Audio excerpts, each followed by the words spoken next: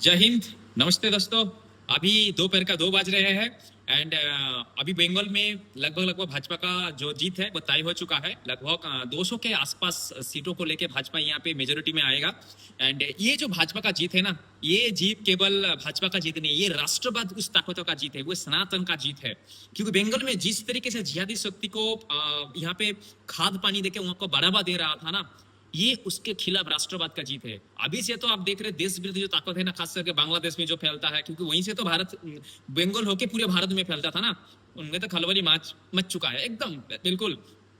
तो जहां जहां पे सनातन के विरुद्ध लोगों ने षड्यंत्र रचा है, वहां पे सनातन ने अपना आवाज उठाया है। हिंदू, हम लोग बोलते हैं हिंदू सो चुका है। हाँ, सही में मे भी होगा, बट अभी लग रहा है थोड़ा थोड़ा करके नहीं, हिंदू थोड़ा बचा हुआ है, थोड़ा उसके अंदर से कम खुद को बचाने के लिए तो एटलीस्ट उसका ताकत तो बचा हुआ है। तो जहां जहां पे सनातन के विरुद्ध इस तरीके से षड्यंत्र रचा गया था, वहां से उस शक्तियों को उखाड़ के फेंक दिया गया है। बंगाल में उस जिहादी ताकतों को बमताज बेगम उस ताकतों को उखाड़ के फेंक दिया गया है जो बांग्लादेशियों के साथ मिलकर काम करता था। दूसरा, तमिलनाडु में भी उखाड़ के फेंक दिया गया है, जो के स्टालिन है, को पता ही है वो किस तरीके से सनातन विरोधी बयानों में बयानबाजी के लिए वो फेमस है। आसाम में तो है ही, मामा जी तो बहुत अच्छा वहां पे काम कर रहा है, पंडुचेरी। आज तो चौथा में एक मतलब बोल सके है, बंगाल का हिस्ट्री में ये सुनहरे अक्षरों में लिखा जाएगा इस तरीके से। तो मैं उस सभी राष्ट्रवादी भाइयों को जो पूरे भारत में इस तरीके से काम में लगा हुए हैं, तो देखिए एक्चुअली क्या होता है ना, भारत दूसरे, हम लोग बोलते हैं ना चाइना, जापान, जर्मनी हमसे बहुत आगे निकल गया है।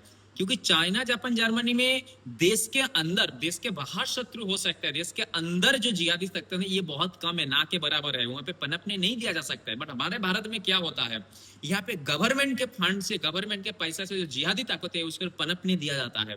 अब ऐसे देखोगे तो बहुत सारे आपको केसों मिलता जाएगा।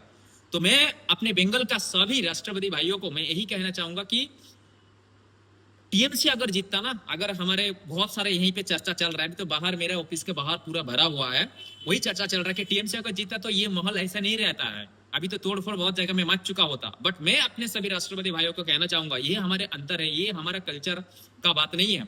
हमें अपने शांति से रहना होगा, क्योंकि पिछले जो इलेक्शन आपने देखे थे ना, जहां पे एक्चुअल में लूट तंत्र के नाम पे जहां पे लोगों को डरा के एक्चुअली गवर्नमेंट बनाया गया था, इस बार बहुत थैंक्सफुल, मतलब काम देना चाहिए, धन्यवाद देना चाहिए इलेक्शन कमीशन को, जिन्होंने बहुत अच्छे से इस इलेक्शन को करवाया, जिसके चलते हिंदू ने अपने वोट एटलीस्ट डाल पाया और उनका ताकत को, उनका जो वोट है उसका पावर भी हमें दिखने लगा है।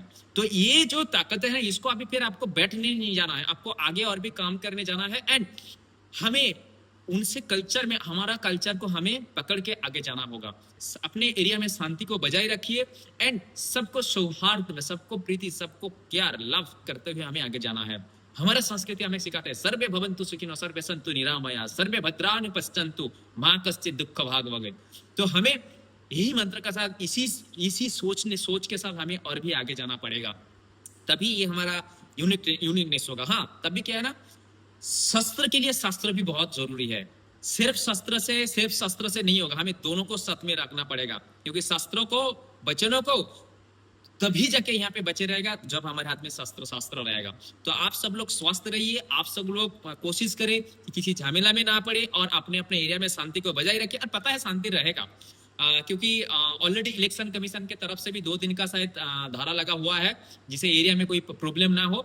और ऐसे नहीं होगा, क्योंकि जब भाजपा आता है ना, ऐसा नहीं, क्योंकि हिंदूवादी जो मेंटालिटी, जो मानसिक है ना, तो जो राष्ट्रवादी सोचे, वो अपने राष्ट्र को चाहता नहीं है कि क्षति हो, वो अपने राष्ट्र का भला ही चाहता है। तो इसीलिए वो राष्ट्र का किसी भी चीजों को डैमेज भी नहीं पहुंचाना चाहेगा और पहुंचाता भी नहीं है। तो चलिए, आप सब लोगों को बहुत बहुत शुभकामना, आनंद कीजिए। और ये जो आज का जो उत्सव है, गणतंत्र का उत्सव, इसमें एकदम मतलब गणतंत्र का उत्सव का जो रिजल्ट आपके सामने आया ना, दिल खुश करने वाला है। और सही में ये खुशी की बात है, खुशी कीजिए, बट आप अपने एरिया में शांति को भी जरूर बजाय रखिए और सनातन धर्म की झंडा ऊंचा रहे। जय जय श्री राम। जय हिंद, वंदे मातरम, नमस्ते।